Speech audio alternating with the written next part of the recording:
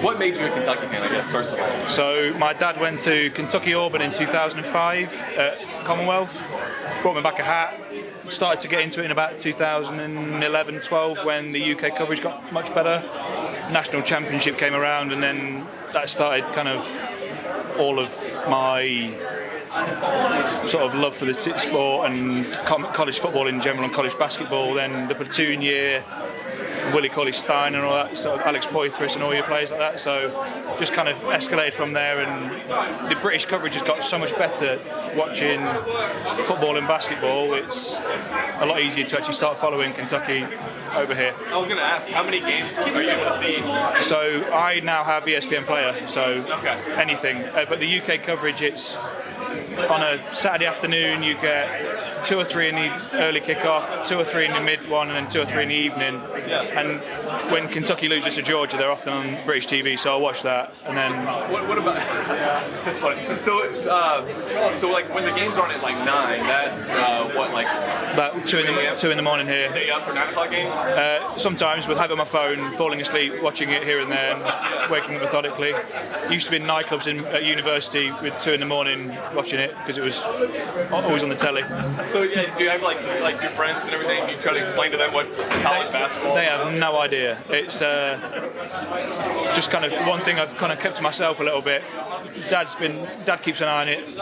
Once asked who are those 2 big fellas, it was Willie Cauley-Stein and Carl Towns, and they look quite good. So that was quite a good year, to be fair. So you were a fan, a bigger fan around 2012. So that was when I first got into it. Yeah. So after that, it's then every year since then, following the recruiting, following the football more because of Coach Stoops and everything like that. So I don't really follow professional basketball or professional football. It's more how are the Kentucky players doing, and obviously like the Josh Allens, your Zadarius Smiths, and all that kind of thing. And so you're locked in. I mean, you're pulling out Zadarius Smith, Josh Allen football players on. So I follow the players more than I follow the professional teams. Yes. So that's kind of how often I do it. That's awesome. So when they announced that they were going to be playing a game in London, and obviously you guys played and everything. So we originally had tickets for the original one.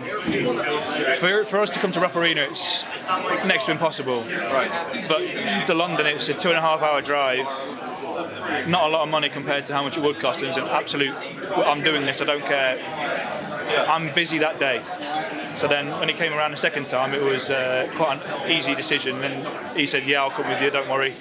I've got someone to come with me. So when it got cancelled the first time, were you like, okay, never going to see the play in season? A little bit heartbroken.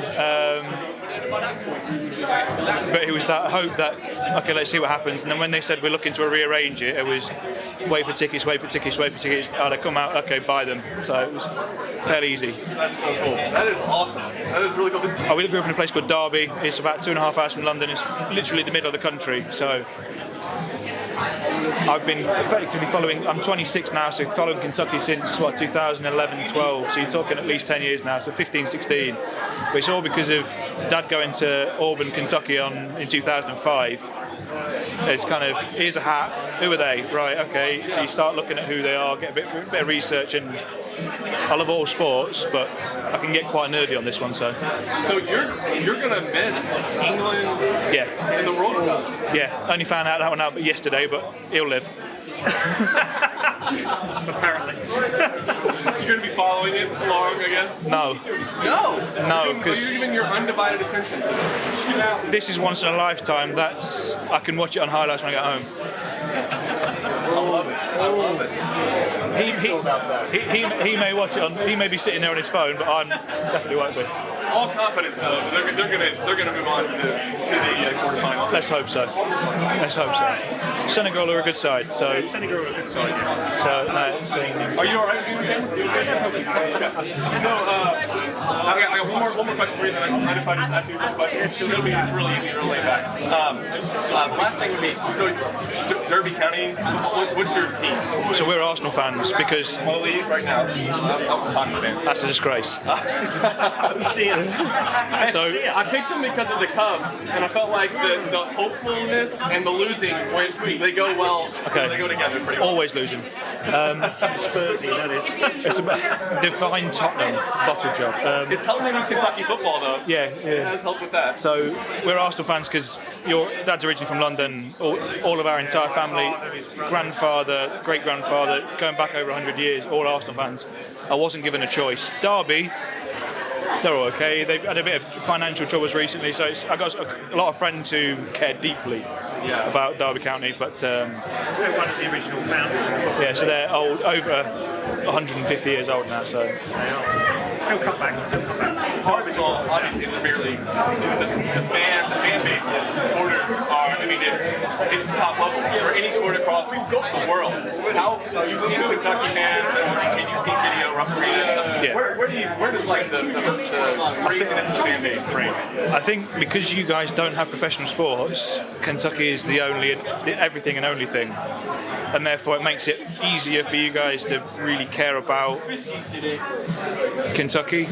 In London, you only really have football. And because you only have football, everyone in London and everyone in the UK, the best team sport in the UK is football.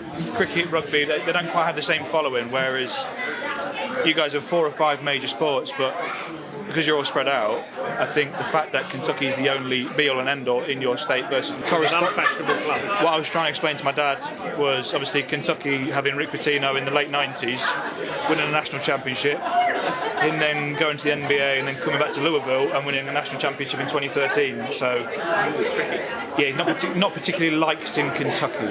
Let's say that for one. And then he went to Greece because of some scandal. So I got to cover the banner coming down. Did you? And it was one of the best experiences. It felt almost as good as watching the banner, the 2012 one go up. So they lost all their wins from the 2 or 3 years around that, including the national championship. They lost it because of the scandal.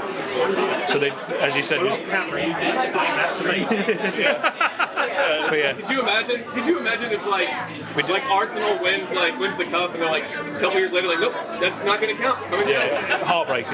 Or I guess if Tottenham were to ever win anything, and then they took it down a few years later, That'd be the most satisfying thing of all time, wouldn't it?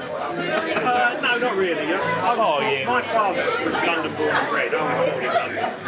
And we've always supported the Arsenal. But in the 60s or 70s, when I was younger, and if money was tight, you only went to one game. It was Tottenham because there was always a goal. In all the years, I think there's only been 1 0-0 draw. So you always went, and there was always passion, and that's what it's about. But in the UK, it's a lot of north-south divide. yeah, So Tottenham are rivals, but they're not the enemy. okay. They're really not the enemy.